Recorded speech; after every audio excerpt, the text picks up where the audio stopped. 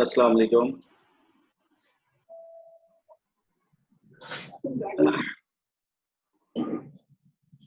How are you all? क्या हाल है आप लोगों के?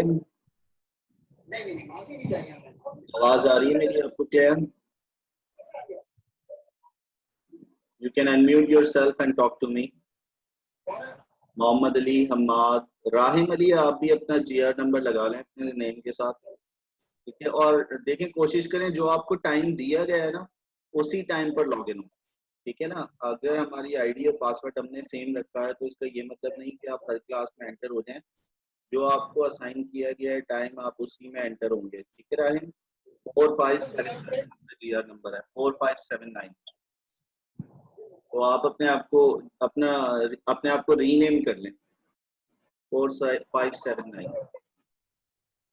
यस, वेरी गुड, ठीक है, ठीक है, आप लोग समझ रहे हैं ना? Very good. जब भी आपको क्लास का टाइम हो तो जो आपको एंटर, फराज, आप भी अपना जीआर नंबर भी लगा लें साथ, ठीक है? आपका जीआर नंबर है फराज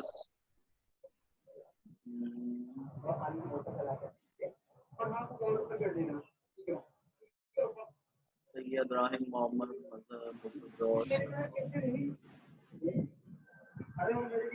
फराज, आपने जीमेल आईडी भी नहीं बनाई थी बेटा अपनी, क्या वजह है? 4725 अपना जीआर नंबर भी लगा लें साथ, 4725। I'll be marking your attendance as well now. तो आपके जीआर नंबर से आपकी अटेंडेंस भी लग रही होगी। राहिम हमारे साथ हैं और मोहम्मद मजहर। सर मैंने अपनी जीमेल आईडी बनाई है। तो आपने मुझे दी क्यों नहीं बेटा? क्या है आपकी जीमेल आईडी? पेस्ट करें यहाँ जरा, हम शेयर करें मुझसे यहाँ। मेरे पास आपकी जीमेल आईडी नहीं है। सर मैंने ग्रुप में शेयर कर दी है। मेरी क्लास हो रही है। अच्छा, ठीक है। और काम करो।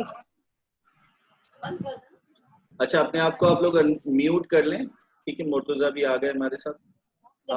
जब आपको बोलना हो तो आप सिर्फ अपने आप को अनम्यूट करें, और जब once you speak up then you can unmute yourself. Just unmute yourself once you want to speak something. जब आपको कुछ बोलना हो तो जब आप अपने आप को अनम्यूट करें, अदरवाइज म्यूट रखें। अच्छा, आज मैं आपसे आपका सिलेबस शेयर कर लूंगा। पहले I will guide you about कि आपका क्या सिलेबस है और हम क्या पढ़ने जा रहे हैं, और उसके बाद हम एक चैप्टर स्टार्ट करेंगे और देखेंगे कि उस चैप्टर में हमें क्या बताया जा रहा है और क्या समझाया जा रहा है, ठीक है?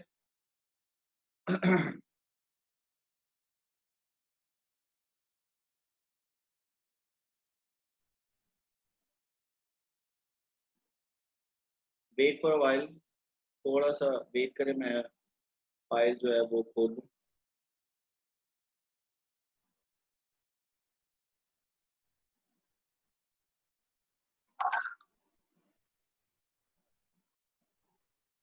Okay, I am sharing my screen बेटा। मैं आपसे अपनी स्क्रीन शेयर कर रहा हूँ। First of all we will talk about syllabus. पहले हम अपने सिलेबस पर बात करेंगे और then we will read a topic, फिर उसके बाद हम एक टॉपिक भी स्टडी करेंगे, ठीक है?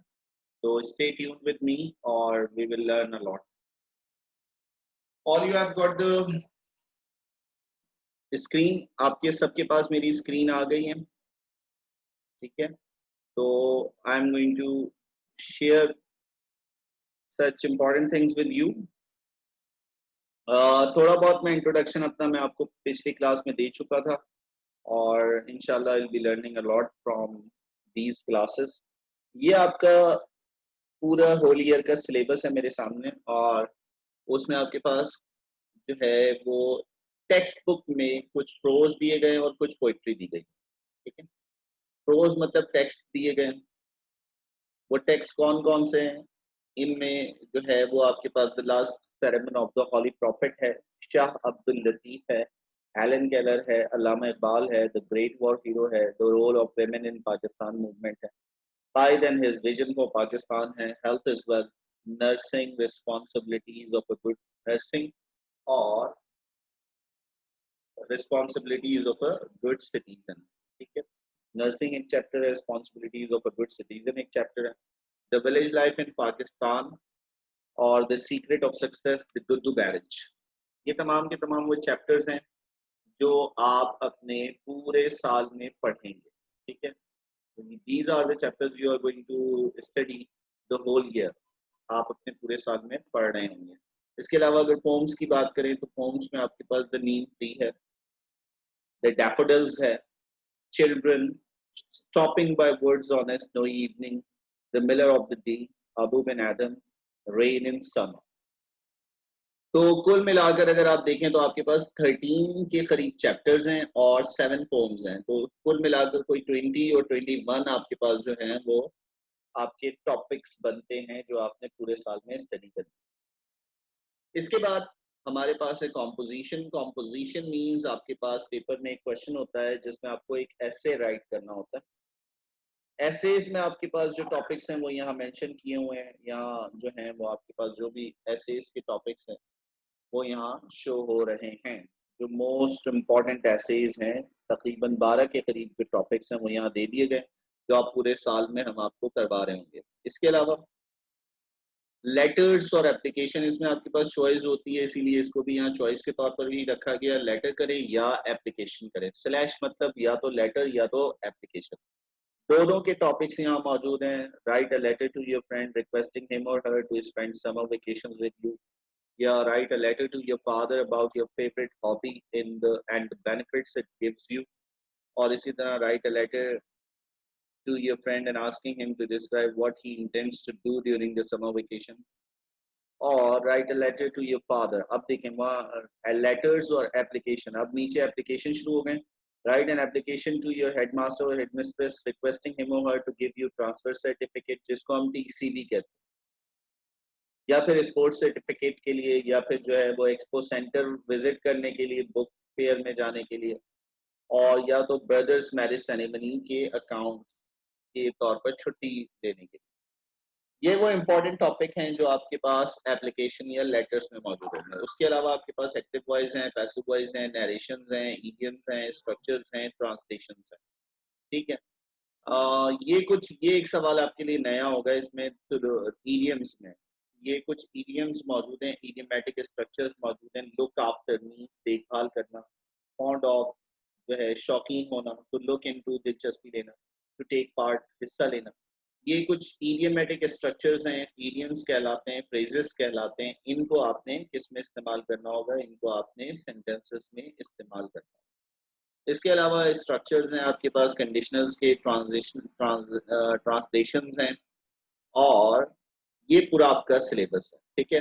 अब हमने क्या किया है, हमने इसको 2 पार्ट्स में ब्रेकअप कर लिया है। वो 2 पार्ट्स हम एक फर्स्ट टर्म में पढ़ेंगे। ये फर्स्ट टर्म का सिलेबस है आपका, जो भी आप फर्स्ट टर्म में पढ़ रहे होंगे, और उसके बाद फिर ये वाला जो पार्ट है आपका, ये आप सेकेंड टर्म में पढ़ रहे होंगे। तो मैं सीक्वेंस में नहीं पढ़ाता, बल्कि मैं क्या करता हूँ कि बीच में से कोई सा भी टॉपिक लेकर उसकी पहले हम ब्रेन स्टॉर्मिंग करते हैं। We just ask such questions with you and you are supposed to answer these questions. आपने उनके सवालात के जवाब देने होंगे, और आपको बड़ा मजा भी आएगा कि यू विल बी गेसिंग द टॉपिक, आप गैस कर रहे होंगे कि आज का टॉपिक क्या है। तो इसी वजह से हम सीक्वेंस में नहीं पढ़ेंगे, इंशाल्लाह हम बीच बीच में से पढ़ेंगे, लेकिन पढ़ेंगे सब कुछ, each and everything, nothing left behind, कुछ भी बाकी नहीं बचेगा इंशाल्लाह, सब कुछ हम रीड कर रहे होंगे। तो ये पूरा एक आपका सिलेबस था जो मैंने आपके साथ शेयर किया। इसके हवाले से आपका अगर कोई सवाल हो तो वो आप मुझसे कर सकते हैं प्लीज। अगर यहाँ तक कोई सवाल आपके जहन में हो, you want to ask something, कोई आप पूछना चाहते हैं कुछ, तो यू कैन आस्क मी। आप अपने आप को अनम्यूट कर सकते हैं, ठीक है। मैंने आपको चॉइस दी है, आप अपने आप को अनम्यूट कर सकते हैं और उसके बाद स्पीक भी कर सकते हैं। Yes please, any problem till now, किसी को कोई प्रॉब्लम यहाँ तक कोई प्रॉब्लम, किसी को कोई चीज ना समझ आई हो, एनीथिंग यू वांट डिफिकल्ट, कोई प्रॉब्लम नहीं है।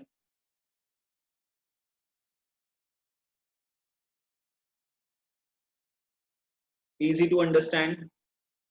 हम्माद खान का रिप्लाई है, बाकी स्टूडेंट्स फराज, मज़ाहिर, मोहम्मद मुर्तुजा, मोहम्मद अली, आप लोगों का क्या सेंस है, समझ आ रही है चीजें? अभी मैंने सिर्फ आपसे सिलेबस शेयर किया।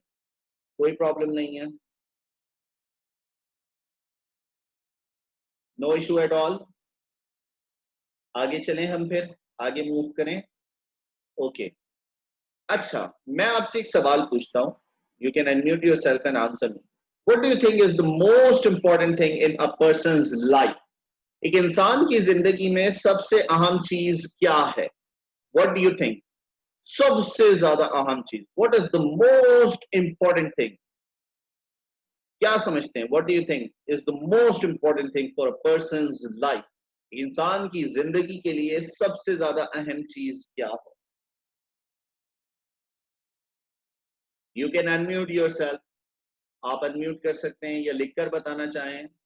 ओके, रिलीजियस सेंस में अल्लाह की फर्माबरदारी करना सबसे बेहतरीन, सबसे ज्यादा important.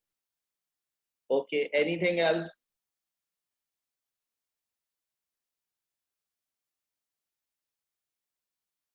Anything else you think ये है तो सब कुछ है, ये नहीं है तो कुछ भी नहीं है? पेरेंट्स, बहुत सारे बच्चे होते हैं जो बगैर पेरेंट्स के भी इस दुनिया में हैं। What do you think? रह रहे हैं, जिंदा हैं? और क्या चीज हो सकती है? व्हाट डू यू थिंक, और क्या चीज हो सकती है?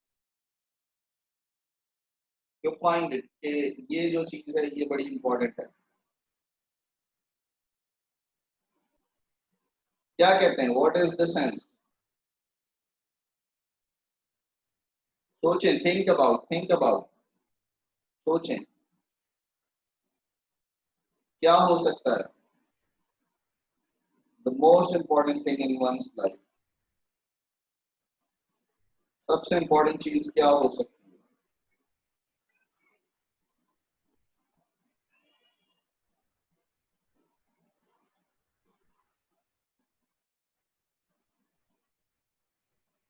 Do you have any idea?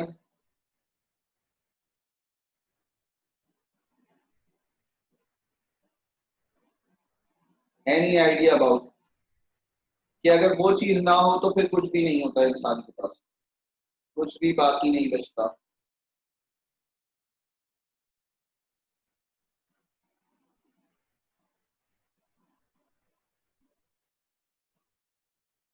सोचे सोचे,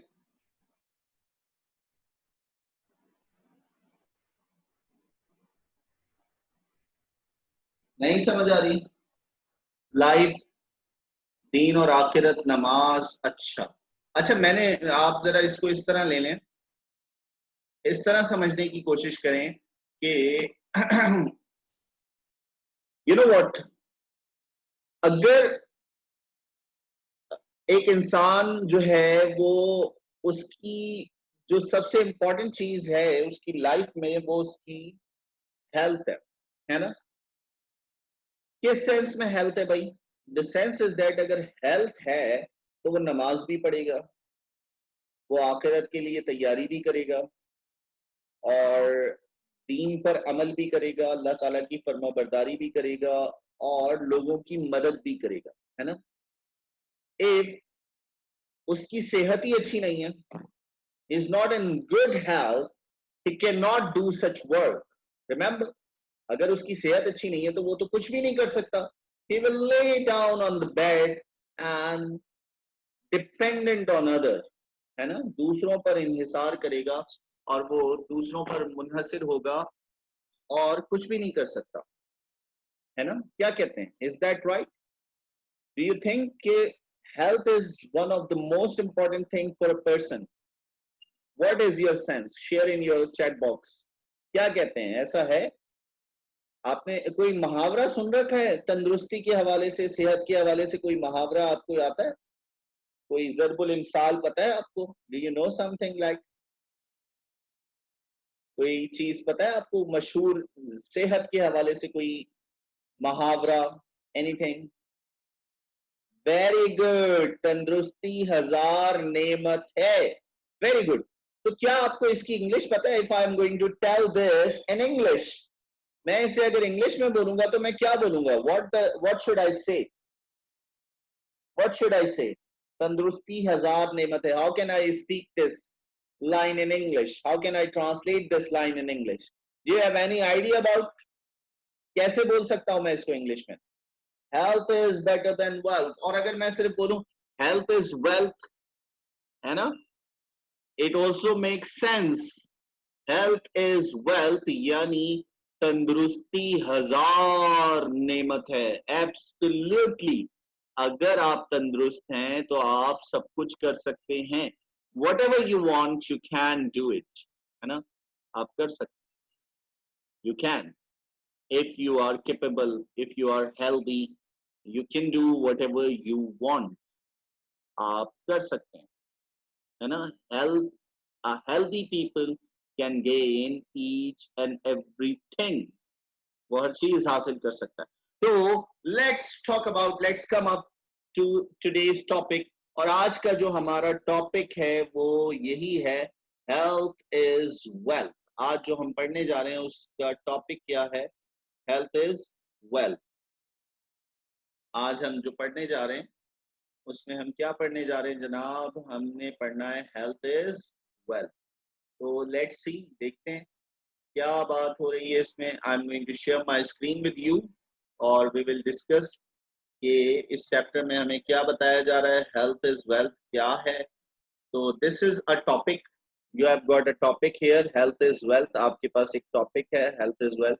चैप्टर नंबर 11 है आपकी बुक का. और सी दिस, क्या बात बताई जा रही है इसमें, और हम इसको स्टडी करने की कोशिश करते हैं. अब जबकि आपको पता लग गया है, क्या पता लग गया जनाब, कि ये जो हेल्थ इज वेल्थ है ये एक प्रोवर्ब है. क्या कहलाता है? प्रोवर्ब. अभी हमने बात की थी ना, अभी हमने डिटेल में बात की है, ठीक है. तो इट इज कॉल्ड प्रोवर्ब. इसे हम कहते हैं proverb. Health is wealth, it is called proverb. क्या कहलाता है जनाब? ये प्रोवर्ब. प्रोवर्ब इसको उर्दू में बोलते हैं जरबुल इमसाल. जैसे हमारे यहाँ बोलते हैं ना, नाच ना जाने आंगन टेढ़ा, और बंदर क्या जाने अदरक का स्वाद, और इसी तरह बहुत सारे मुहावरात हैं इंग्लिश उर्दू में, है ना. जो गरजते हैं वो बरसते नहीं, है ना.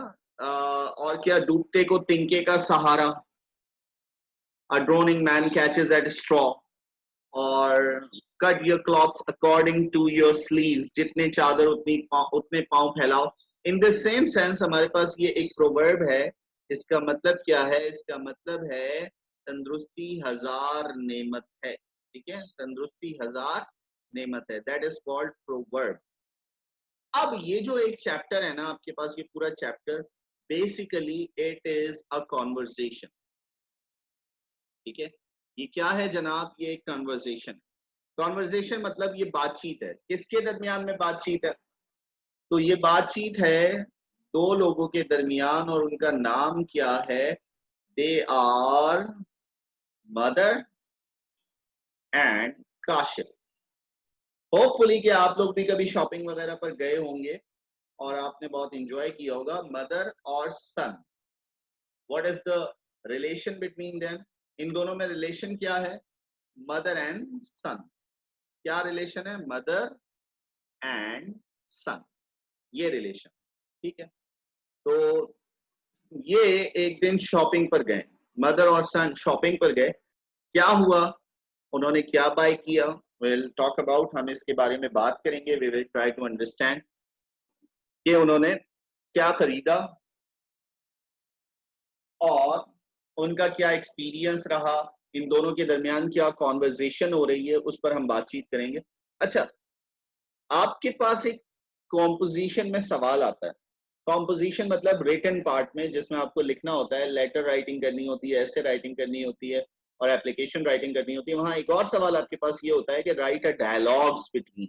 आपको डायलॉग लिखने होते हैं. फ्रेंड और फ्रेंड्स के दरमियान भी हो सकते हैं, फादर और सन के दरमियान भी हो सकते हैं, शॉपकीपर और जो है वो कस्टमर के दरमियान भी हो सकते हैं, ड्राइवर और कंडक्टर के दरमियान भी हो सकते हैं. तो वो डायलॉग्स लिखने में आपको ये चैप्टर बड़ा हेल्प आउट करेगा कि किस तरह हम डायलॉग्स मेकिंग कर सकते हैं. So let's start. हम देखते हैं कि व्हाट्स गोइंग ऑन हियर और क्या होने जा रहा है. See this. One day Kashif went shopping with his mother. एक दिन काशिफ अपनी वालदा के साथ शॉपिंग पर गया। ठीक है, एक दिन, वन डे, एक दिन Kashif went shopping with his mother. Kashif अपनी वालदा के साथ शॉपिंग पर गया। As he was very fond of, अभी आपने फॉन्ड ऑफ पढ़ा था ना, कहीं मैंने अभी आपको बताया था, सिलेबस में बताया था। तो ये कहलाता है, अच्छा ये फॉन्ड ऑफ में एफ नहीं होगा, सिर्फ ओ एफ है, ये थोड़ा बुक में मिसप्रिंट हुआ है, ओ एफ, फॉन्ड ऑफ। ठीक है, ये फॉन्ड ऑफ है, फॉन्ड ऑफ नहीं है। अच्छा जनाब, इसको हम कहते क्या हैं? It is called idiom, idiom या फ्रेज। ठीक है, ईडियम कहलाता है ये, यानी ईडियमेटिक स्ट्रक्चर, फॉन्ड ऑफ, मुहावरा, ईडियम। फॉन्ड ऑफ का मतलब क्या होता है? शौकीन होना। As he was very fond of sweets, he asked his mother if he might buy some. जैसा कि काशिफ मिठाई खाने का, मीठी चीजों का बड़ा शौकीन था, मीठी चीजों का बड़ा शौकीन था, तो उसने क्या किया? उसने मीठी चीजों का बड़ा शौकीन था, तो उसने क्या किया? उसने अपनी वालदा से कहा, he asked his mother if he might buy some. उसने अपनी वालदा से कहा, क्या मैं कुछ मिठाई खरीद सकता हूँ? क्या मैं कुछ मिठाई खरीद लूं? मदर ने क्या जवाब दिया? No, Kashif, you shouldn't buy any sweets from this shop. तुम्हें इस दुकान से कुछ नहीं खरीदना चाहिए। Sees, flies are sitting on them. If you eat those sweets, you will fall ill. माँ ने कहा, नहीं काशिफ, तुम्हें यहाँ से कुछ भी नहीं खरीदना चाहिए। You shouldn't buy any sweets from this shop. तुम्हें इस दुकान से कुछ भी खरीदना नहीं चाहिए। See, flies are sitting on them. Flies, आप जानते हैं ना, flies, fly. अच्छा देखिए, आपके पास एक होता है fly, fly. अब fly के ना, fly की क्या क्या मतलब है, जरा मुझे बताएं, कमेंट्स करके जरा बताएं। fly का क्या मतलब होता है? What does that mean? Fly, क्या मतलब है fly का, जरा बताइएगा। fly, यस प्लीज कमेंट्स करें और अनम्यूट करके बता दें। उड़ना, और सबने यही पढ़ा हुआ है, उड़ना, है ना। अच्छा, फ्लाई ना, इसको हम कहते हैं होमोफोन। क्या कहते हैं? होमोफोन। ऐसे अल्फाज, क्या ऐसे अल्फाज जो जिनके दो मतलब हो, उनको बोला तो एक ही तरह से जाता हो, उन्हें कहते हैं होमोफोन्स। अब देखें, फ्लाई का एक मतलब होता है उड़ना, और फ्लाई का एक मतलब होता है मक्खी। समझ आ रही है? फ्लाई मक्खी को भी बोलते हैं, जैसे बटरफ्लाई तितली को बोलते हैं, इसी तरह फ्लाई कहते हैं मक्खी को, जो आमतौर पर जो हमारे माहौल में मक्खियां पाई जाती हैं, घरों में या बाहर जो मक्खियां पाई जाती हैं, they are called flies. Flies मक्खियां और फ्लाई मक्खी।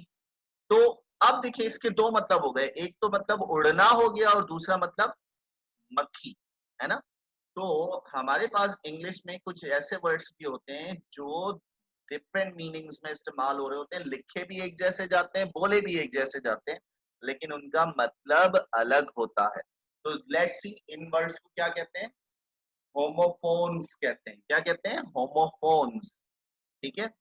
See, flies are sitting on them. If you eat those sweets, you will fall ill. देखो, उन मिठाइयों पर मक्खियां बैठी हुई हैं, अगर तुम ये मिठाई खाओगे तो बीमार पड़ जाओ। माँ ने उसे समझाया। काशिफ काशिफ ने कहा, all right mother, let's walk across the road. चलें हम रोड के उस पार चलते हैं। अक्रॉस यानी रोड क्रॉस करके दूसरी तरफ चलते हैं। Look, here is another shop. देखिए माँ, यहाँ एक और दुकान है। Shall we buy some from here? क्या हम यहाँ से कुछ खरीद लें? Mother, yes, it's a clean one. हाँ, ये कुछ साफ सुथरी है, ये कुछ साफ सुथरी लगती है। Yes, it's a clean one. It is a clean one. It is को शॉर्ट में लिखा हुआ है, it's a clean one. There are no flies, और यहाँ मक्खियां नहीं हैं। देयर आर नो फ्लाइज, यहाँ मक्खियां नहीं है। Oh no, I've just seen a man sweeping the road by the shop. Mother कह रही है, मैंने अभी अभी इंसान को देखा है जो क्या कर रहा है, जो यहाँ झाड़ू लगा रहा है और sweeping the road by the shop, दुकान के सामने रोड पर झाड़ू लगा रहा है। There is a lot of dust, और यहाँ बहुत ही गर्दो गुबार है। There is a lot of dust, बहुत गर्दो गुबार है। यू ऑटंट ईट एनीथिंग, तुम्हें ऐसी कोई चीज नहीं खानी चाहिए। If there is dust on it, अगर उस पर क्या हो, गर्दो गुबार हो। Flies and dust carry hundreds of germs, और ये जो मक्खियां होती हैं और गर्दो गुबार होते हैं, उनमें सैकड़ों जरासीम होते हैं। ये जरासीम, ठीक है, hundreds of germs. Let's see, मैं आपको कुछ जर्म्स दिखा रहा हूँ, ठीक है। आपने कभी जर्म्स देखे हैं? अच्छा, पहले हम इसको पूरा करते हैं, एक मिनट इसको, इस लाइन को पूरा करते हैं, then we will talk about hundreds of germs, then I will share you the germs.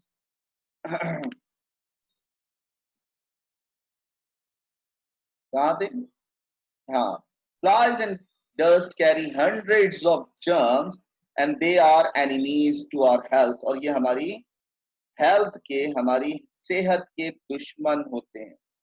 Kashif ने कहा, please mother tell me more about these germs, इन जरासीम के बारे में मुझे और भी बताइए। मदर ने कहा, listen very carefully, these germs are smallest living things, smallest living things.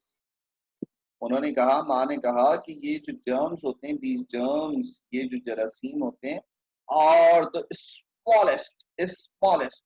अब देखिए, ये स्मॉल आपने कहीं पढ़ा होगा, इसे क्या कहते हैं? कोई बताएगा मुझे? स्मॉल, स्मॉलेस्ट, कोई आइडिया है क्या कहलाता है? Any idea about? किसी को पता है ये क्या कहलाता है? What part of speech is it? कौन सा पार्ट ऑफ स्पीच है? Any idea? कौन सा पार्ट ऑफ स्पीच है ये? सुपरलेटिव डिग्री किसकी, किसकी है सुपरलेटिव डिग्री? एडजेक्टिव की। Yes, you are right मोर्तुजा।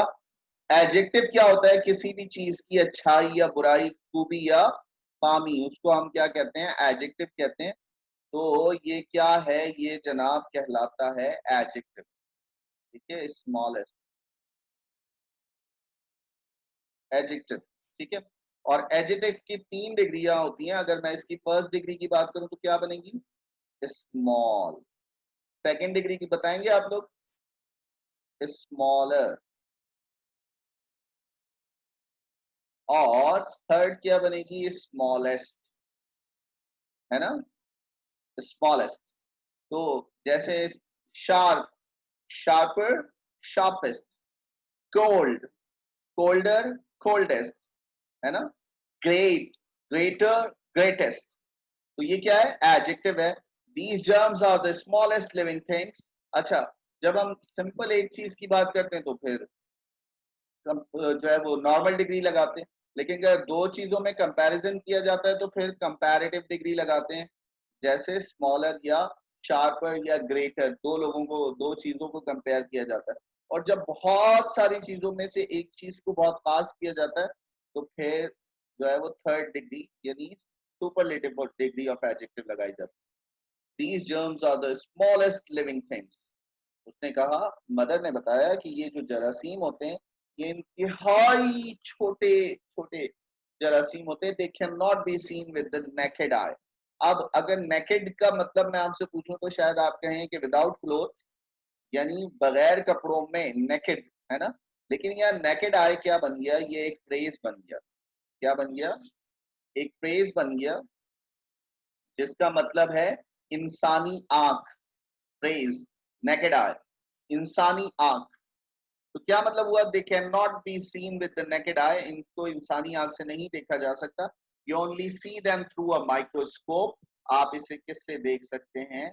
आप इसे माइक्रोस्कोप से देख सकते हैं। That can be seen with a microscope. ये किससे देखा जा सकता है? सिर्फ माइक्रोस्कोप से देखा जा सकता है, ठीक है। अब मैं आपको माइक्रोस्कोप भी दिखा रहा हूं और जर्म्स भी दिखा रहा हूं, ठीक है। वेट फॉर अ व्हाइल, मैं आपसे एक स्क्रीन शेयर कर रहा हूं जहां आप क्या देखेंगे?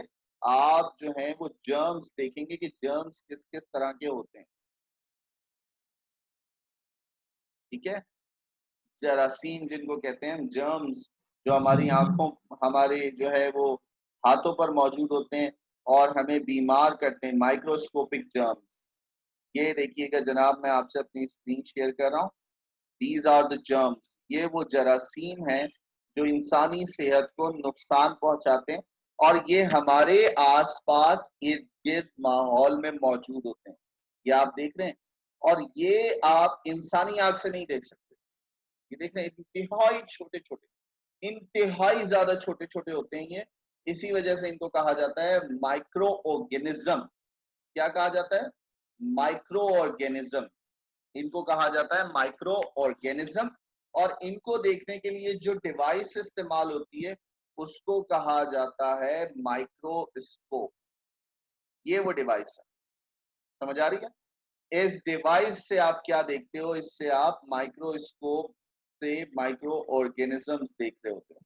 ठीक है, तो द सेंस इज दैट कि आप इस तरह क्या कर सकते हो, ये तमाम के तमाम जरासीम, माइक्रोस्कोपिक ऑर्गेनिज्म जो मुख्तलिफ किस्म की बीमारियां फैलाते हैं, उनको आप देख सकते हो। मजहर, आप अपना कैमरा ऑफ कर लें बेटा। मजाहिर, तो लेट्स सी माइक्रोस्कोपिक ऑर्गेनिज्म। ठीक है, तो दिस इज व्हाट, कि हम इस तरह क्या कर सकते हैं, ये माइक्रोस्कोपिक ऑर्गेनिजम्स जो हैं वो यहाँ से देख सकते हैं। ठीक है, तो ये सेंस है। ठीक है जनाब, यहाँ तक कोई कंफ्यूजन, कोई प्रॉब्लम, किसी को कोई मसला? चलें जनाब, अब हम आगे बढ़ते हैं। माइक्रोस्कोप भी देख लिया आपने, माइक्रोस्कोपिक ऑर्गेनिज्म भी देख लिए।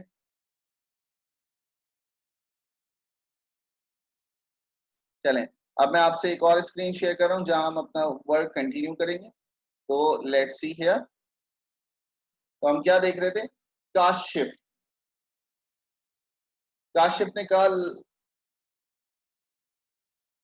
हाँ, तो let's see, please mother tell me more about these germs.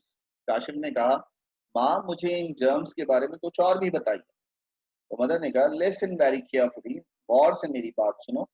These germs are the smallest living things. हमने अभी पढ़ा ना, ये इंतहाई छोटे छोटे से जानदार होते हैं। They can not be seen with the naked eye, इनको इंसानी आंख से नहीं देखा जा सकता। You only see them through a microscope. आप इसे किससे देखते हैं? माइक्रोस्कोप से देखते हैं। काशिफ ने कहा, how do the flies carry them? Mother, flies कैसे जर्म्स लेकर आती हैं? फ्लाइज कैसे जर्म्स लेकर आ सकती हैं? फ्लाइज में जर्म्स कैसे आ सकते हैं? उसने पूछा। ठीक है, तो लेट्स सी, फिर क्या हुआ जनाब? मदर ने कहा, यू हैव सीन, आपने देखा फ्लाइज क्या करती हैं? फ्लाइज जो हैं,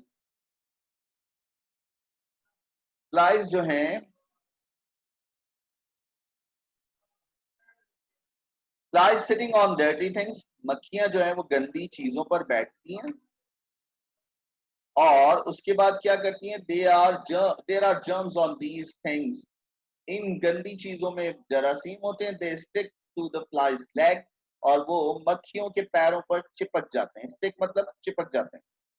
When the flies sit and walk on our food, और जब मक्खियां हमारे खाने पर बैठती हैं और चलती हैं उस पर, तो क्या होता है? The germs stick into it, जरासीम उस खाने में भी शामिल हो जाते हैं।